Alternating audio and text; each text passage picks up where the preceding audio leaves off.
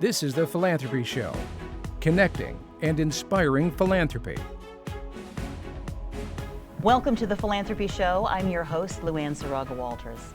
Every community has a few, those people who are actively serving on boards, volunteering their time, invested in the civic and socioeconomic outcomes, and literally who help lead the tidal wave of positive change in our communities. Gene Marshall is one of those leaders in Tampa Bay. And here are just a few of the many boards that he's served on, including acting as chair for many of them.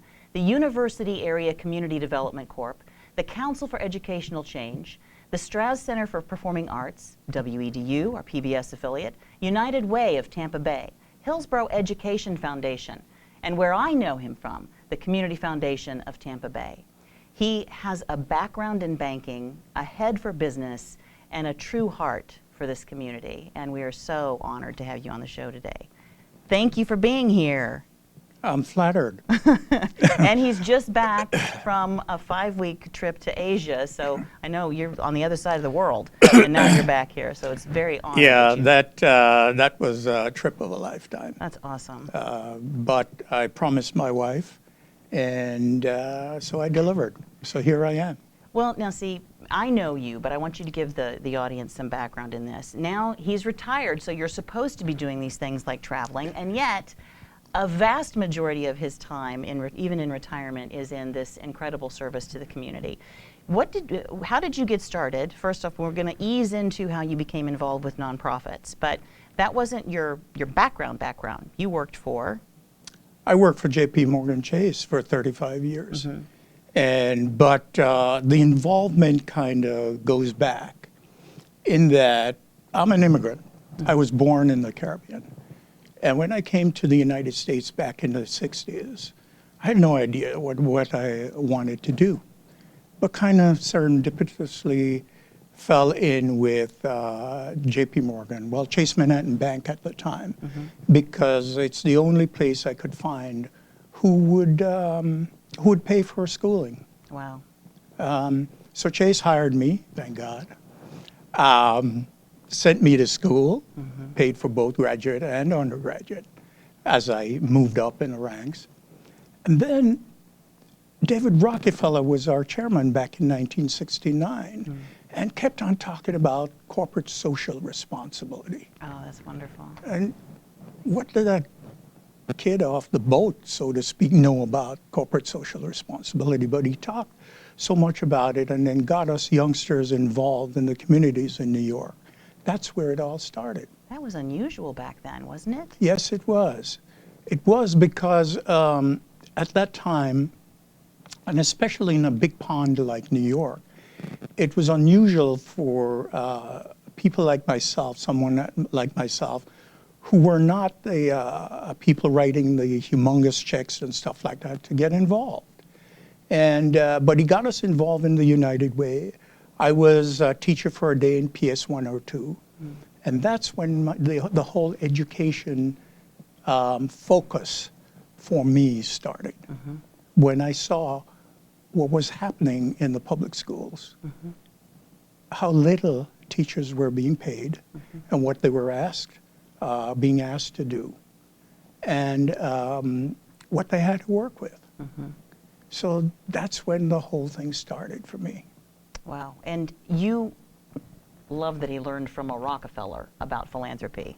That's just too cool. That's like book material right there. That's neat. Wait a minute. He wasn't my best friend. Well.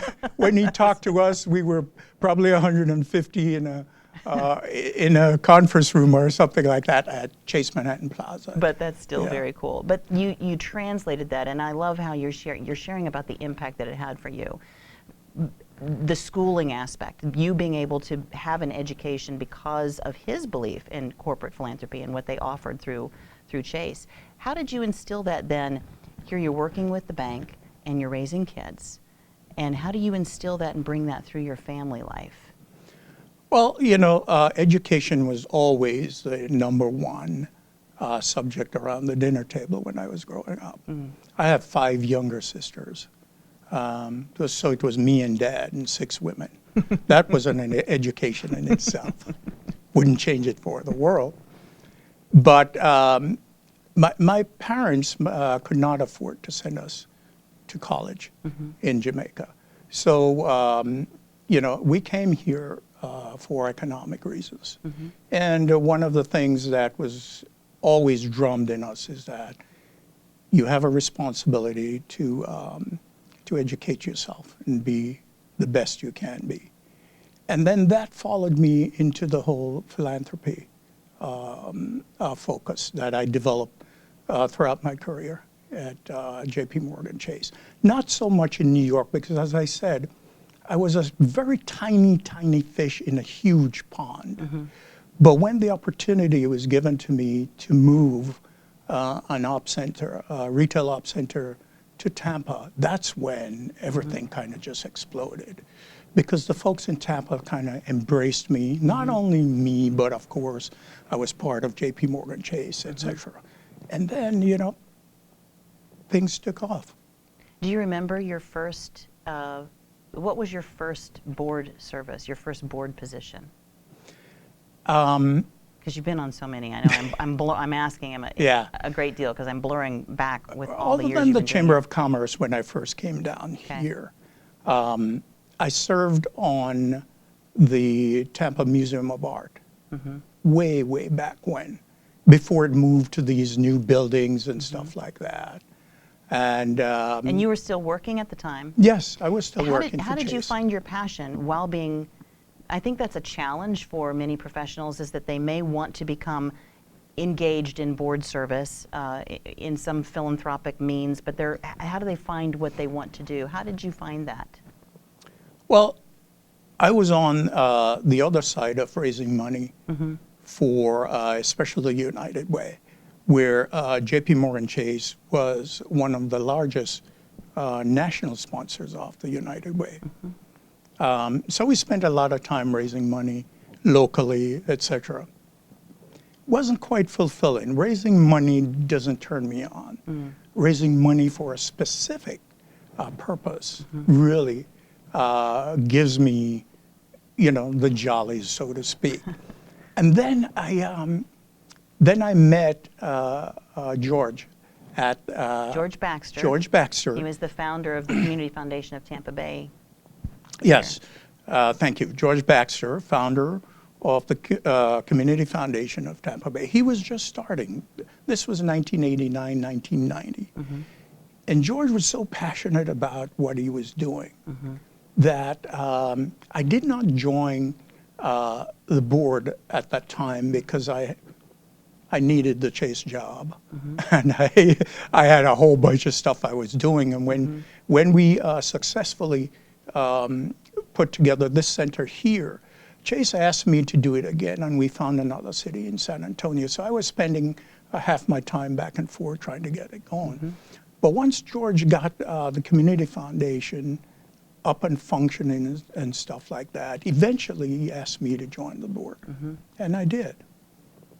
That's when I met Elaine Lifton from the Council for Educational Change. That work is phenomenal. Yes. And that's statewide, and that's a great blueprint to use around the country too. But well, that's what hooked me and really plugged into my passion for education. Because here was an organization that reached out to help the public school sector, but the lowest socioeconomic pieces of the public school sector throughout the state. And the schools that they focused on, as you know, are the schools that were below the B level on the FCAT, failing schools in any school district in the state of Florida.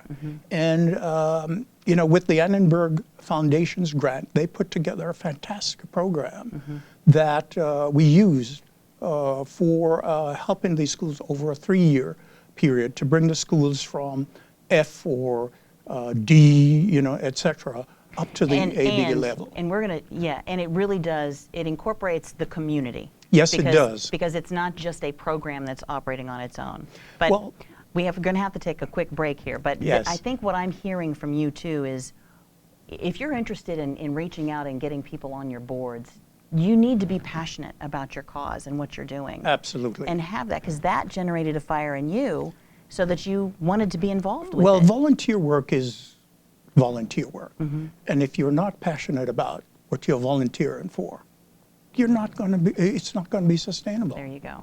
There you go. All right, we're going to take a quick break, but when we come back, what is board service and how can nonprofit staff best engage their board members? When we return with Gene Marshall on The Philanthropy Show. This show sponsored in part by My Paper Pusher. Consider it done. Video is one of the most effective ways of sharing your message with potentially millions of people in a very short time.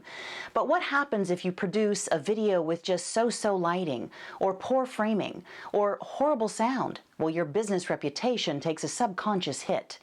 I've been using video to tell stories for the past 30 years for businesses and nonprofits. And for the past 4 years, I've been teaching the professional techniques I've learned to thousands of students throughout Florida. This is what I know. Creating quality videos does not have to be expensive, but it does require investing time in yourself, learning skills to set you apart. Using the techniques and tips that you'll learn through this course, you will quickly be creating quality videos that set you apart and elevate your business reputation. You will learn how to use framing, lighting, and sound to create the perfect shot. Why pre-production is the most important phase in creating your video. What you should really be thinking about on the day of your shoot. And how to apply professional editing techniques to make your finished product a quality product. Using the skills and techniques that you'll develop throughout this course, if you're a nonprofit, you can tell your story and gain supporters and donors. If you're a small business, you'll find the right way to sell your products or services and gain the trust of new clients and customers. So, are you ready to join the world of video? Let's go. Enroll today, and I'll see you in class. Follow The Philanthropy Show on Facebook for behind-the-scenes action, polls, and commentary. Welcome back to The Philanthropy Show, talking with Gene Marshall, who is one of those community leaders who just really is at the front wave of change and incredible years of service. Finding out his story, being taught about philanthropy and what that means by David Rockefeller while he was at Chase, and I love that story. But I want to really kind of go into more now of what does board service mean? So what does it mean to you, and how can we really affect positive, effective board service from other board members? So starting with that, what does it mean to you to be serving on a board? Well, there are two pieces of my involvement with boards.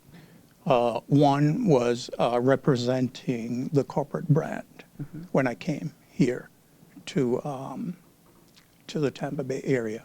I was the senior guy at JP Morgan Chase. So as such, I was responsible for working with all members of the community, not only hiring people to do Chase's work, but be the face of the brand. So I got involved with a bunch of stuff that probably I wouldn't have gotten involved with on a personal basis, but I had to do my job. And that kind of gave you a lot of exposure to different things that were Tremendously. going on. I got exposure to the leaders in this community. I got exposure not only to the for-profit, but the nonprofit leadership in this community. So when I retired, and as I said before, you have to seek your passion for volunteer service. Because if you don't, then it's something that becomes a chore, and you just don't have a passion for it. So after I retired, I decided to go back and focus and concentrate on my passion for education. And that's what I did. So all the boards that I joined had to have a connection with education. Not only the Council for Educational Change, but for example, where you and I met at the Community Foundation. Hillsborough Education Foundation. Hillsborough Education Foundation, etc. What I found out quickly is that the fuel that drives the agencies per se is funding. And funding, you've got to find funding for the programs that you're passionate about. And, you know, Elaine and the Council for Educational Change is one of the big ones. And once I found my passion there, I became the guy who kind of connected the dots, so to speak. Okay, we've got 5 schools in Hillsborough County we want to help. It's going to cost us half $500,000, plus the $500,000 that the council will put up. Where do we get this funding from? So I raised my hand to Elaine and said, I will work with you on West Central Florida. So that's how the whole thing got started. And using your connections. And I think that's significant, talking about the role of the board member, that board members offer different talents, just as staff members have different skill sets and talents. And you are very much a connector. You're very good at remembering what this person's capacities and capabilities are and putting those two together. And what would you, in talking with a nonprofit CEO about bringing on board members or selecting different members of the community to serve on the board, what would you encourage them to look for in board members? First of all, we go back to that passion. Because when I, you know, as the chair of the University Area Community Development Corp, as you indicated, when I look at enhancing the board, I need to see that passion. I am not interested in someone who just wants their name on a letterhead. You've got to commit to me that you are going to be an active part. There are of this board. nonprofits around the country looking at you and going, how can we clone this guy? Oh, no. I Not guarantee really. you. As I said, it's when you're passionate about it, it's not work. It's not a job. It's something you want to do. And So that's look for their passion. Yes. Make sure they're a fit with your organization. Make sure they're a fit. Make sure that they're in a situation where they can commit the time and effort, because sometimes you find potentially good board members, but when you look at what they're doing and their jobs, there is no way they're going to be able to commit the time and effort that is necessary. Stretched too thin. Yeah. Bingo. And this is what happens. Sometimes I try to recruit some of my colleagues at JP Morgan Chase, but they're all over the world. Okay? So I use them in other capacities rather than board members. Board members have to commit to be there, to attend board meetings, to participate on committees, and to be an active part of what you're doing. Well, you're speaking to something that I think is that scale of, do we have 10 really strong board members, or do we have 20 halfway committed? Yeah. Right? Yeah. That's the debate that goes on a lot internally in trying to figure out, how do we staff our boards? I mean, how do we fill our boards, not staff our boards, but how do we get our boards together? Which is better to you? I would much rather have 10 very committed, strong board members, because what happens is that those 10 multiply exponentially out there in their connections and what they do and who they bring to the table, even if it's not as board members, but as committee members, et cetera, et cetera. If they're active on Absolutely. your board, probably they are active in their lives in other networks. Absolutely. Yeah. And the community, and they're very, very strong supporters of what they get involved with. I love that. Well, you know, your service, as you were talking to in the first segment too, is behind your passion around education, your passion for making that effective change in the community. What do you see? I want to change the course of the conversation just slightly. What do you see as the one or two maybe biggest challenges in our communities, or our biggest needs right now that we really need to come together to affect change with? Not just Tampa Bay, but I think in general. Well, I go back to that whole education Yeah. concept. And let me focus on the state of Florida. Look at the graduation rates, you know, on the K to 12. They're horrendous. And when you look at them from a minority point of view, The demographics within the Yeah, graduation rates. exactly, they're abysmal. We've got to change that. Yeah, you can wait for... And those are community issues. yes. It's not just an, see, this is where I Yes. think I'm trying to tie that together, is that a community issue is around a topic that nonprofits are handling, Yeah. that they need good Yeah. board members on. It's not just oh, that's over there. Absolutely. And what I was going to say, education is motherhood and apple pie.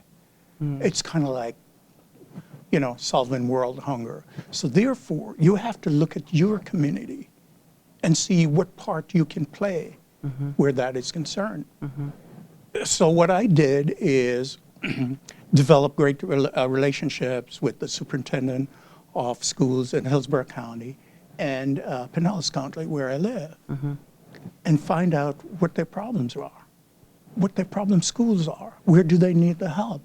And then Elaine and I would get together at the Council for Educational Change and figure out where we can help. And we choose to affect change in the low socioeconomic communities where those schools, as you know, are having the most difficult times.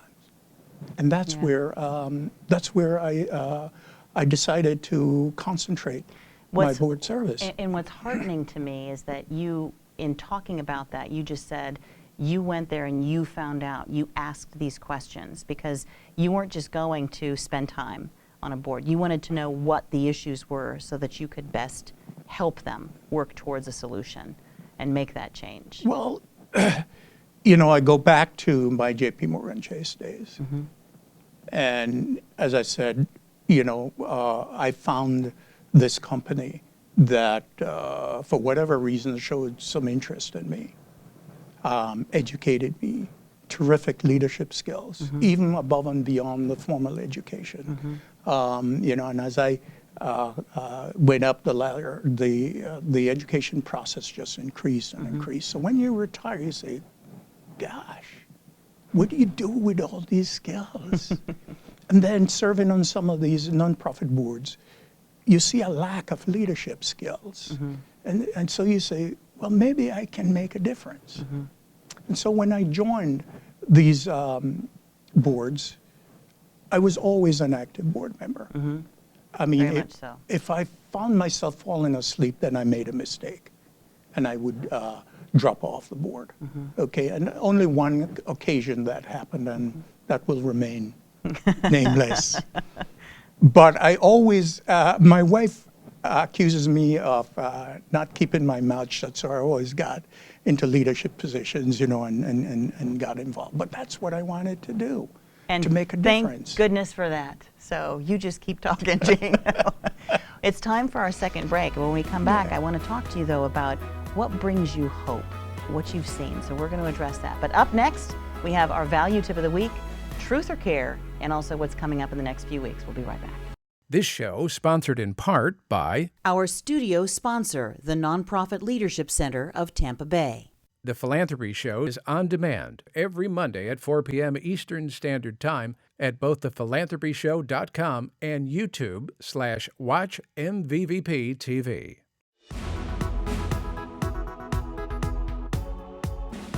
Hi, I'm Jen Dodd, Education Manager here at the Nonprofit Leadership Center of Tampa Bay. Have you been wondering how to use Periscope for your nonprofit? How about live streaming that one big annual event? Here are a few things to think about before your event so that you can capture the best videos for streaming. First, set up a tripod to capture speakers and presentations. Be sure to scope out placement of an unobstructed line of sight before your event starts, and then make sure you're not going to block the view of any of your guests. You can also use a team of 2 for roving reporting for interest. One person should be comfortable on camera and act as the reporter, while the other handles the camera and acts as the producer. Do a mental walkthrough of the event and the venue while you're planning your shots. Make sure you don't stop right by a speaker and drown out your reporter's audio, or back them into the darkest corner of the venue where they can't be seen. Here's a tip. If you can't see the reporter, that's called a voiceover. Be sure to promote the live stream before the event. Think about creating a unique hashtag that combines your event name and live to give it a little pizzazz. Tell people when and where you'll be streaming. During the event itself, live tweet and Instagram your Periscope feeds using your live hashtag. And don't forget to upload the streams to your nonprofit's YouTube channel so that you can share them across all of your social feeds after the event. So now that you're set to use Periscope to live stream your events and more, don't forget to check out our upcoming social media and communications trainings at www.nonprofitleadershipcenter.com.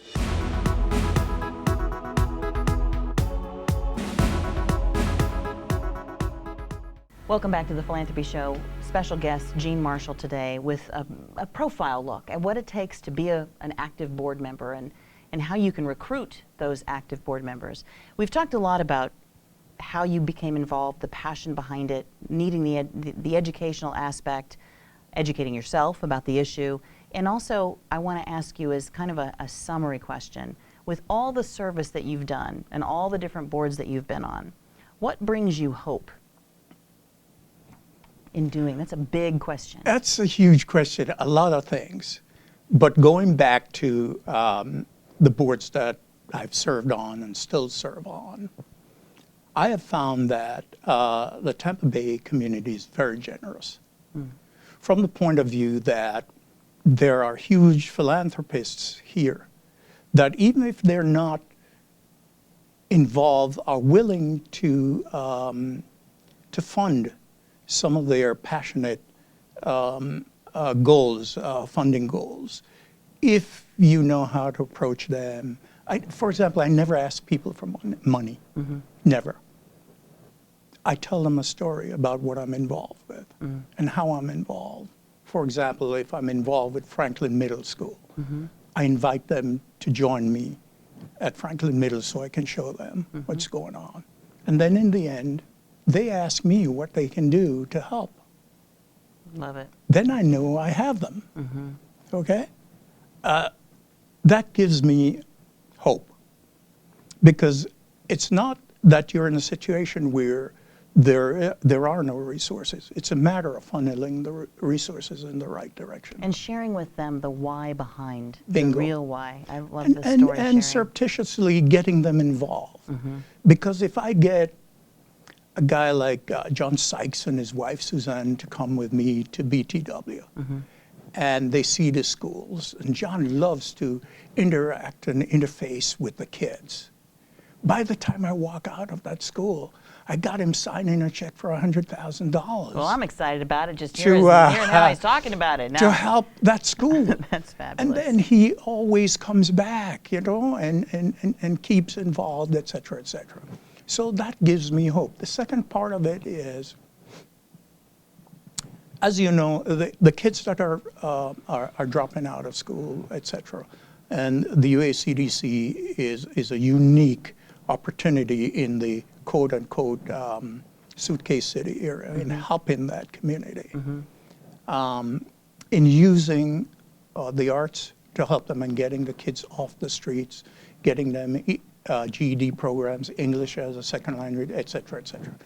That part of the community and the help the community is getting also gives me hope. Not only just helping the kids that are in school, because we are doing a school in that community too, but you know, all the services that are available, it's a matter of getting them and focusing them in the right direction. That's what keeps me going. I love that. You like to see that change, and you're obviously, passion is core to who you are. And you share that and you speak it, and I really appreciate you being on the show to talk about that. We have, as you know, a segment that we call Truth or Care, and as you were just talking about it, I was thinking this is such an easy segue because you lead with your heart. And Truth or Care is your heart's definition of philanthropy. Why do you do what you do? Why do you serve on so many boards? Why have you gotten so invested in them, and what that means to you personally? Going back to the fact that I am an immigrant. I came to this country way back when, knowing nobody, from a town of maybe 1,500 people to New York City. So you can imagine the culture shock there. Found Chase Manhattan, was educated, and had great advocates and mentors throughout my career. And when I look at joining Chase in 1969, you know, in the basement, and graduating as a senior vice president, you know, a senior member of Chase leadership. And when I look at what was the catalyst, other than my family, you know, it all goes back to education. You know, educating, getting people, good mentors to steer me in the right direction.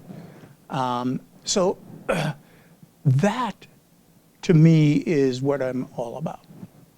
And that is what my passion is all about. And You that wanna is give what that keeps back. me going. And that is what I find myself in a position to be able to give back in a community like Tampa Bay. Tampa is not such a huge community that you get lost. It's not New York, thank God. And when I came here, as I said, I was able to work with the people in the community that cared about the community, that pointed me in the right direction, that was able to work with me where that is concerned. So when I retired, my wife already told me that I don't do lunch. I don't want you following me around, so you better find out what you're going to do. I have no kids at home. So it was perfect for me to take those leadership skills. No, I can't write the checks for $1 million, but I thought I had something I could bring to the community and the nonprofits in the community. And so that's what I've done for the past 11 years. I love that. And you're very much one of those who connects and inspires, Well, which you know thank is our you. mission for the Philanthropy Show, connecting and inspiring philanthropy. And that's you. Thank you for being on. Well, thank you. I don't know if I can live up to those expectations, but You've already lived them. That's the whole point. I will You've already continue done to it, do Gene. them until nobody wants me Well, anymore. that's okay? wonderful. Loved having right. you on the show. Thank you so Thank much you for for coming. inviting me. I do appreciate it. Gene Marshall. Every community has them. Seek them out. And there are Gene Marshalls in waiting who are ready to be asked with passion around an issue. So that wraps the Philanthropy Show for today. Be sure to join us again next Monday at 4. Have a great week.